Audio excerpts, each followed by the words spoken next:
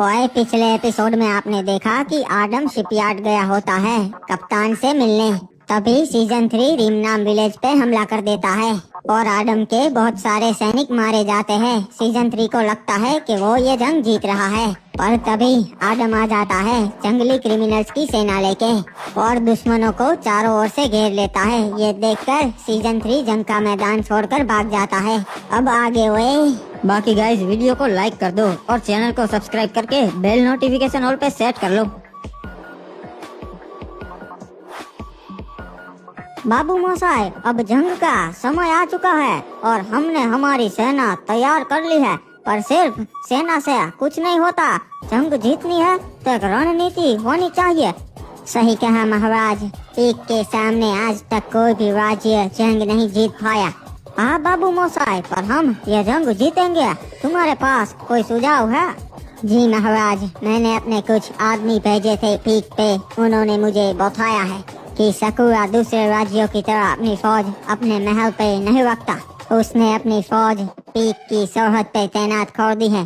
उसके लोग हर वक्त चारों ओर मौजूद रहते हैं और कोई भी राज्य आगे से हमला करेगा तो उसके सैनिक उन्हें चारों ओर से घेर लेते हैं। तो सकुरा तक पहुंचना नामुमकिन है महाराज। समझ गया बाबू मोसाई, मतलब पीक पे कब्जा करना मुश्किल है और नामुमकिन नहीं।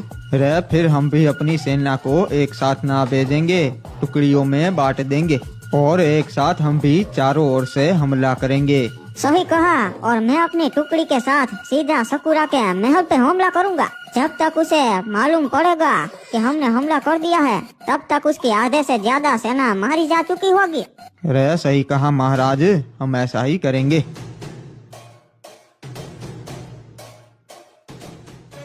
अबे ये जंग तो मुझे बहुत भारी पड़ी बे। मेरे कितने सैनिक मारे गए, मेरा खास सलाहकार मर गया और फैक्ट्री की इज्जत चली गई। महाराज चिंता मत कीजिए, सब कुछ हो जाएगा।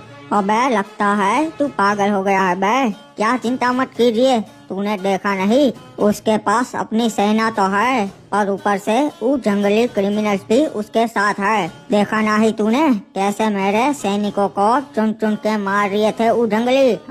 हाँ मुझे पता है महाराज, मैं भी वही था, मुझे सब पता है। पर हमें शांति से काम लेना पड़ेगा अगर रिमनाम विलेज को जीतना है। अरे अब कुछ नहीं हो सकता, मेरा सलाहकार भी मारा गया और उन्हें हरा सके ऐसी मेरे पास सेना भी नहीं है। महाराज आपका सलाहकार मारा गया तो क्या, मैं आपका नया सलाहकार बन सकता हूँ और वैसे भी मेरे पास वो सारा अनुभव है जो आपके काम आ सकता है।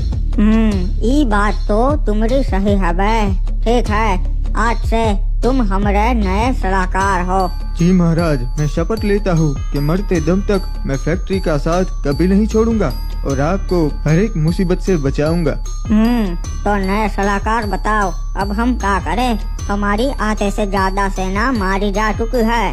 महाराज हम उस आदम की तरह ही काम करेंगे। हम भी दूसरे राज्य और कबीले वालों को हमारे साथ ले लेंगे ताकि वो जंग में हमारे काम आ सके और हमारी सेना और भी मजबूत हो जाए। ये तो बढ़िया रणनीति है, इससे उसकी तरह हमारी सेना भी मजबूत होगी और फिर जंग के लिए हम तैयार हो गए। महाराज ओचिनो कबीले वाले हमारे बहुत काम आ सकते हैं। मैं चाहता हूँ कि आप और बदले में हम उसका कबीला मांग ले। ठीक है, सैनिक जाओ और उस ओरियन को बोलो कि महाराज ने तुम्हें दावत के लिए बुलाया है। जी महाराज, अभी जाता हूँ। अब उस आदम की तरह हम भी फैक्ट्री राज्य को ताकतवर बनाएंगे महाराज, और फिर हम उसके ऊपर हमला बोल देंगे जब हमारी सेना भी उसकी तरह ताकतवर हो जाएगी। मैं यहाँ के सरदार ओरियन से मिलने आया हूँ, मुझे फैक्ट्री के महाराज ने भेजा है। अच्छा, तो तुम्हें फैक्ट्री के महाराज ने भेजा है, बताओ मुझसे क्या काम है उन्हें? महाराज ने तुम्हें शाम को दावत के लिए बुलाया है, वो चाहते हैं तुम फैक्ट्री पे आओ। ये क्या बात हुई? भला महाराज ने मुझ जैसे सरदार को दावत में क्यों बुलाया है? क्योंकि वो अपने पड़ोसियों से अच्छे संबंध बनाना चाहते हैं, इसलिए। ये तो बहुत अच्छी बात है। ठीक है, मैं महाराज की दावत में जरूर आऊँगा। शाम को फैक्ट्री पे आ जाना सरदार। कमाल हो गया, महाराज को आज तक हमारे कबीले की जरूरत नहीं पड़ी, पर आज अचानक से क्या हो गया? मेरे भाइयों, आप लोगों ने बहुत बहादुरी से जंग लड़ी। ये हमारी पहली जंग थी, फिर भी आप लोगों ने फैक्ट्री जैसे राज्य को करारा जवाब दिया और हम ये जंग जीत गए। सीजन 3 मैदान छोड़ के भाग गया और हमारी ये जंग जीतने की वजह क्रिमिनल्स है। इनके बिना ये जंग जीत पानी बहुत मुश्किल होती, तो इनका भी मैं शुक्रिया अदा करना चाहूँगा। और आज सबको मेरी तरफ से शाही दावत।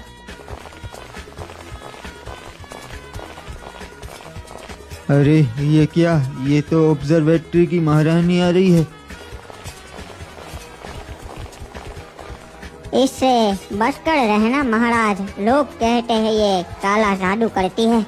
ग्रीमनाम विलेज के महाराज आडम, मैं आपको बधाई देती हूँ अपनी पहली जंग जीतने के लिए।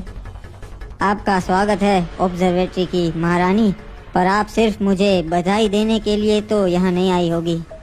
महाराज, मैं भी आपकी तरह दूसरे राज्यों के साथ अच्छे संबंध बनाना चाहती हूँ, इसीलिए पहले यहाँ आई हूँ। जी बिल्कुल, मैं भी यही चाहता हूँ कि अधिक से अधिक राज्य हमारे मित्र बने और मुसीबत के समय पे एक दूसरे के काम आए। हाँ महाराज, इसीलिए मैं आपके सामने ये प्रस्ताव रखने आई हूँ कि क्या हो अगर हम एक हो जाएं। क्या मतलब है आपका? मैं कुछ समझा नहीं।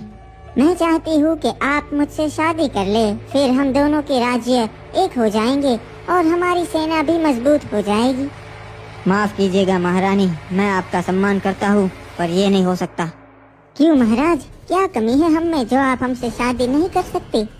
कोई कमी नहीं है, पर फिलहाल मेरा शादी करने का कोई विचार नहीं है। महाराज, आपने मेरा प्रस्ताव ठुकरा के बहुत बड़ी गलती कर दी। आपको इस बात का पछतावा बहुत जल्द होगा। महाराज, आपने बिल्कुल सही किया इसका प्रस्ताव ठुकरा के, वरना ये आपको वश में कर लेती और पूरे रिमनाम विलेज पे राज करती। हाँ सही कहा, ये ऑब्जर्वेटरी की महारानी भी इसी तरह बनी है। चाचा, इसका ध्यान रखना पड़ेगा, ये हम पे वार जरूर करेगी। पोटिनोक के सरदार ओरियन, तुम्हारा स्वागत है हमारी शाही दावत में। हमें अच्छा लगा कि तुम आए। ये तो हमारी खुशकिस्मती है महाराज कि आपने हमें दावत में बुलाया।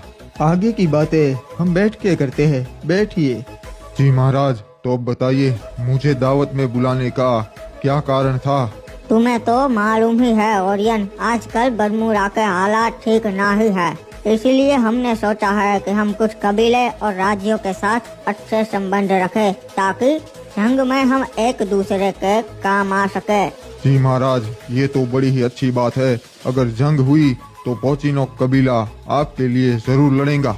हाँ, वो तो तुम लड़ोगे, पर एक और बात भी है।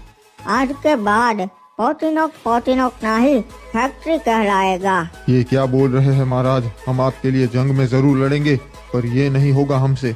इसमें तुम्हारा भी फायदा है, तुम्हारे कबीले के ऊपर कोई राज्य हमला नहीं करेगा। नहीं महाराज, मैं ये नहीं कर सकता।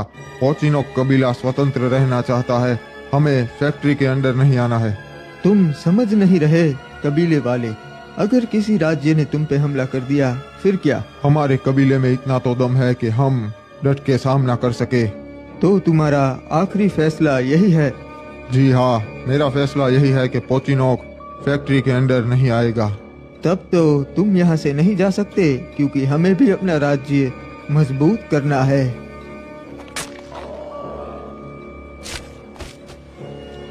पर चिंता मत करो, तुम्हारे कबीले वासियों को मैं बता दूंगा कि तुम्हें तुम्हारे किसी दुश्मन ने मार दिया। क्या बात है सलाहकार, तुम तो वाकई बहुत ज्यादा तेज हो। जी महाराज, अब इन कबीले वालों को हमारी तरफ ले लेंगे और फैक्ट्री राज्य और भी बड़ा हो जाएगा। पोचिनोक कबीले वालों, बड़े ही अफसोस से आपको बताना पड़ रहा है कि आपके सरदार ओरियन को उसके किसी दुश्मन ने मार दिया। आपके कबीले का सरदार बहुत कमजोर था, तो मेरी सलाह आपको यह है कि आप फैक्ट्री में आ जाए और फैक्ट्री के साथ जुड़ जाइए।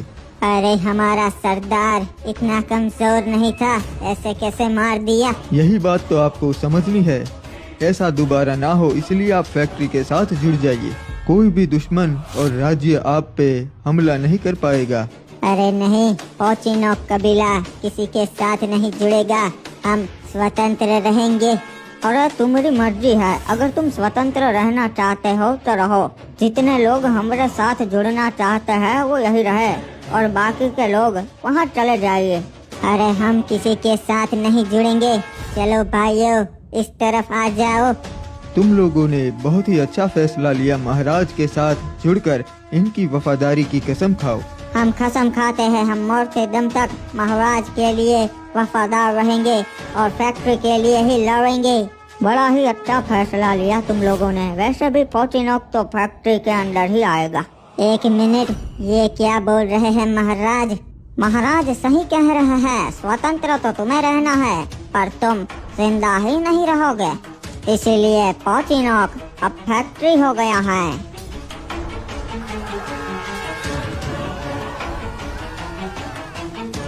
बाबू मोसाई, वो समय आ चुका है जिसका हमें बेसब्री से इंतजार था। आज हम पीक पे हमला करके अपना हक वापस ले लेंगे और फिर पीक और क्लॉक टावर एक हो जाएगा। तो चलो बाबू मोसाई, हमला।